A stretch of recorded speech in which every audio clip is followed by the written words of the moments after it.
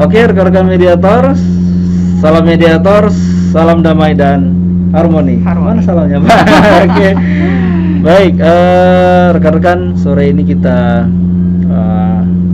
sama seorang mediator yang luar biasa lagi, seorang perempuan spesial untuk sesi kali ini. Kita pengen dengar pengalamannya Mbak Suci ya. Oke, sebelumnya jangan lupa subscribe dulu video kami, komen, like, dan share, dan jangan lupa bunyikan loncengnya biar dapat pemberitahuan sharing tentang perbincangan mediator di Mediator Talk.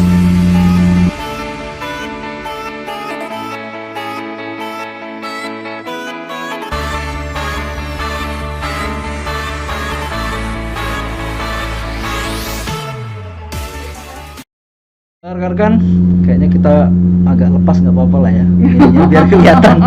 Tapi kita tetap jaga jarak, gitu ya. Baik, rekan-rekan, perkenalkan sebelumnya kita dengan mediator perempuan ini luar biasa sekali, Mbak Suci. Nama lengkapnya siapa? Nama lengkap saya Suci Rahayu Sinto. Suci Rahayu Sinto. Oke, asli mana, Mbak? Asli kalau bapak ibu keluarga itu dari Kutoarjo, Jawa Tengah. Kutoarjo, Jawa Tengah. Halo, Jawa Tengah, Kutoarjo.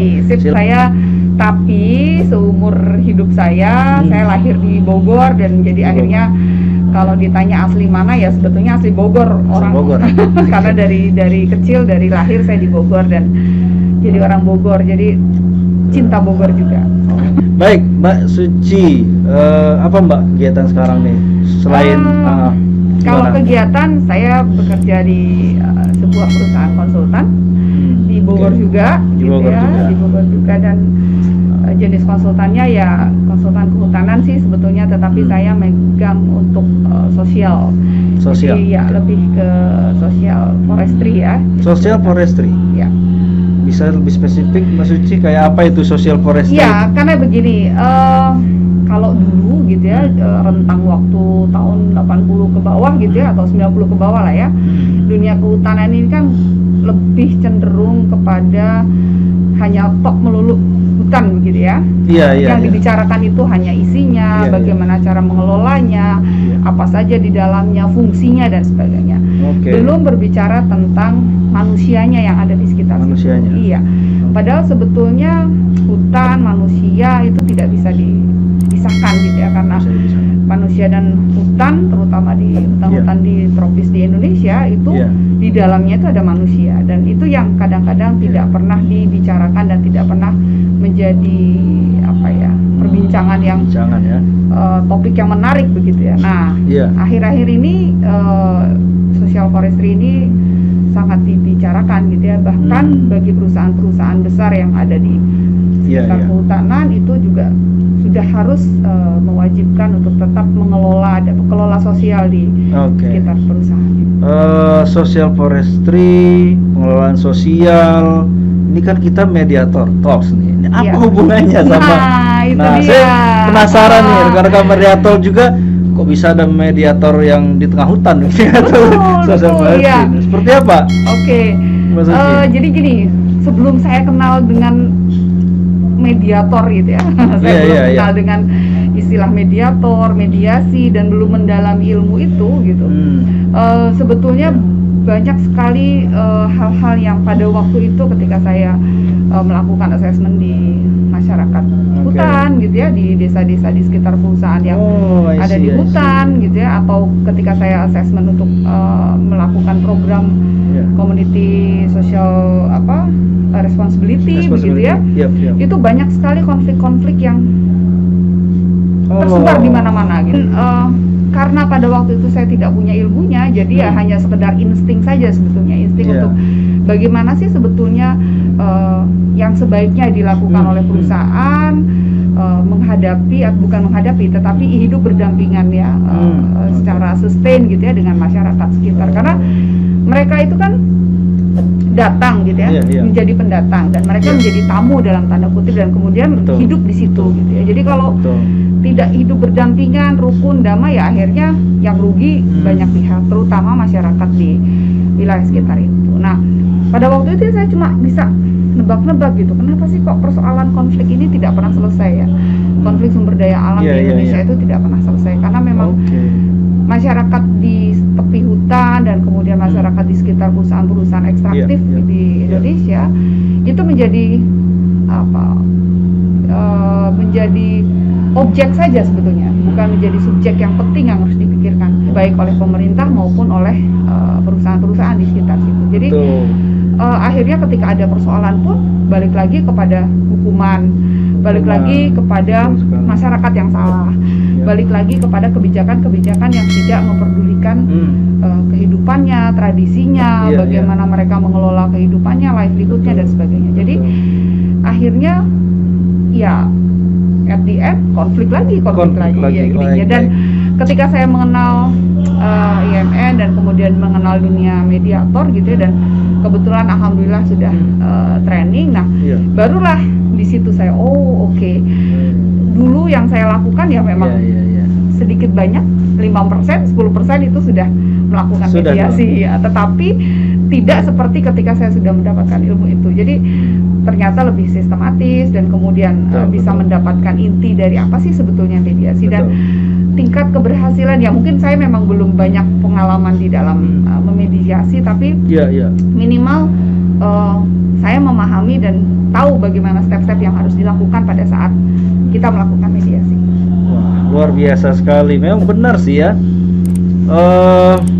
kita tidak terpikir ya, kadang-kadang dulu kita sering lihat ada konflik masyarakat dengan masyarakat ini, kemudian bentrokan begitu ya antara masyarakat ini dengan perusahaan ini. Oke, berarti di sana ya, peran mediasi dibutuhkan. Iya, benar sekali, rekan-rekan mediator. Jadi maka ini peluang kita juga semakin besar ya rekan-rekan, kalau misalnya ingin berkiprah di dunia mediasi atau penyelesaian konflik dengan cara mediasi seperti itu ya. Salah satunya Ibu Suci sendiri, seorang perempuan luar biasa sekali, berada di tengah-tengah masyarakat yang konflik, yang nggak tahu tuh gimana suasananya Bu Suci. Kalau kita membayangkan sekarang ini kan ada konflik, dulu sempat ada di Timika, tambang-tambang di Papua seperti itu. Wah, kemudian ada juga kasus di Sumatera tuh sangat banyak sekali ya rekan-rekan ya.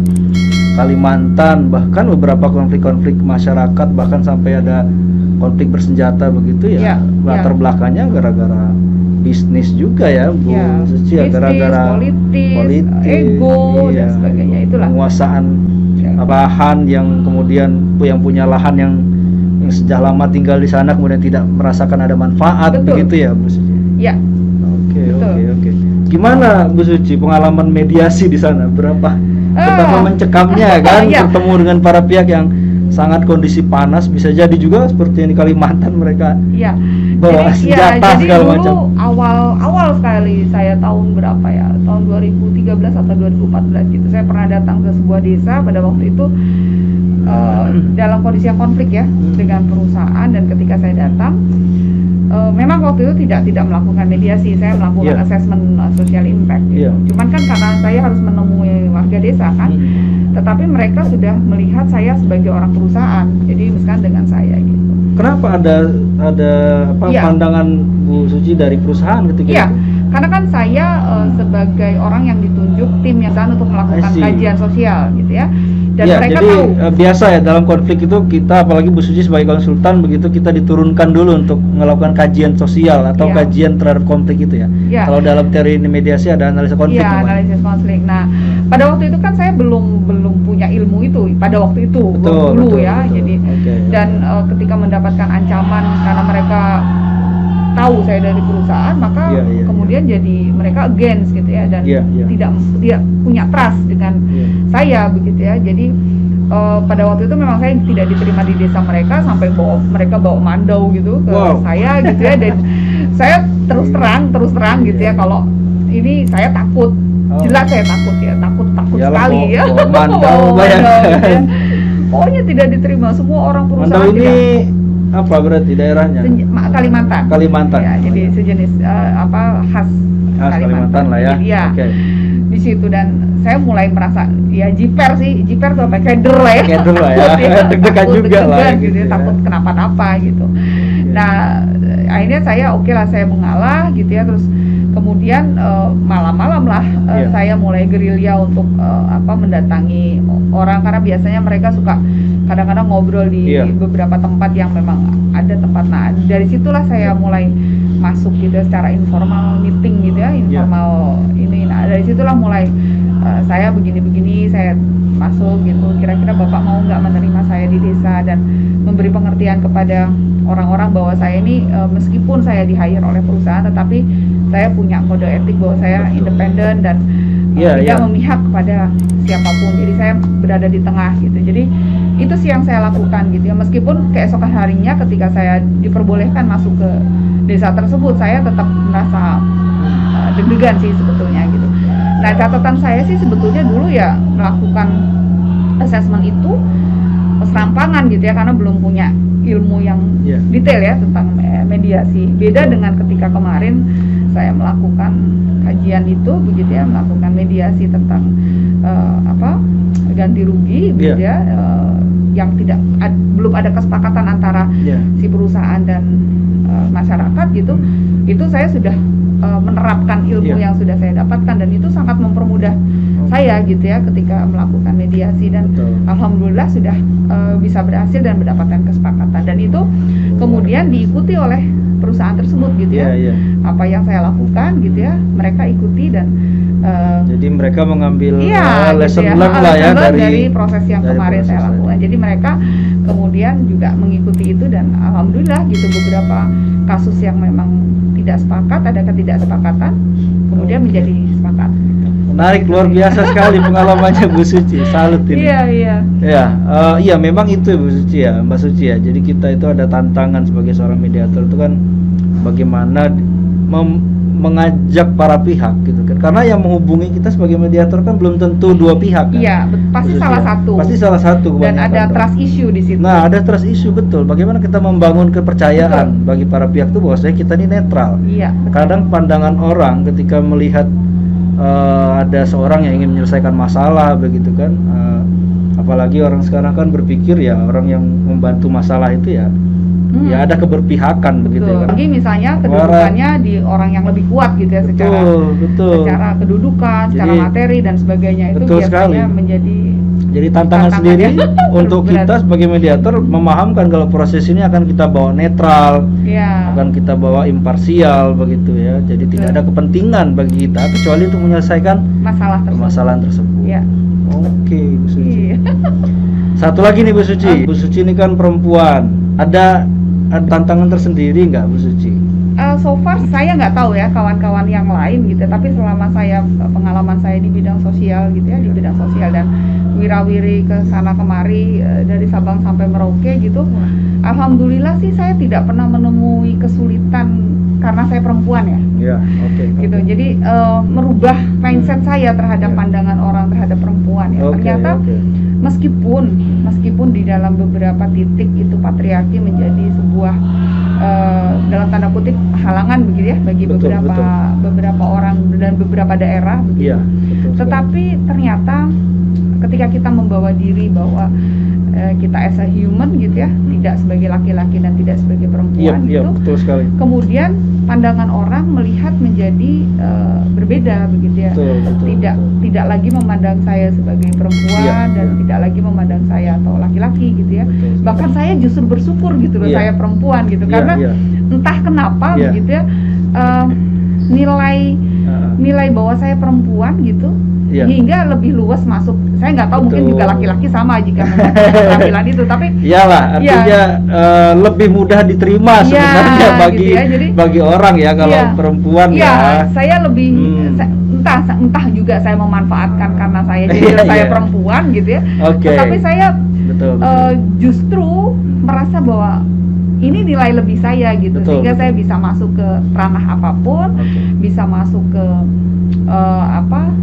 gender manapun begitu, ke laki-laki, ke perempuan, ke anak-anak, bahkan kalau laki-laki malah justru agak lebih sulit, misalnya dia masuk Betul. ke area ibu-ibu misalnya ya, yang di Betul. belakang dapur, yang Malah lebih canggung kalau Iya, laki-laki. lebih canggung, karena ada kelompok-kelompok yang memang tidak bisa Iya, membaur, misalnya tidak betul, bisa blended, betul, misalnya ada betul kelompok sekali. laki-laki, kelompok perempuan. Nah, biasanya kaum laki-laki akan menjadi kesulitan, misalnya mediator laki-laki gitu ya, agak lebih sulit misalnya Betul. harus masuk ke area perempuan Iya, gitu. iya. Jadi saya pikir kalau ada isu gender gitu ya di dalam mediator atau Mediator. asesor perempuan, Nah, saya rasa justru yang lebih menang itu perempuan gitu ya, Malah kalau perempuan ya? sosial gitu. Jadi Wah. itu sih Betul, kalau yang betul. saya rasakan gitu. betul sekali Bu Suci. Iya. Wah, ini malah peluang ini bagi Iya, rekan-rekan betul. yang Ayo, perempuan. ya apalagi saya yakin sudah banyak sih Bu Suci mediator. Iya, Dari pelatihan kami saja sudah melahirkan banyak sekali mediator perempuan. iya betul.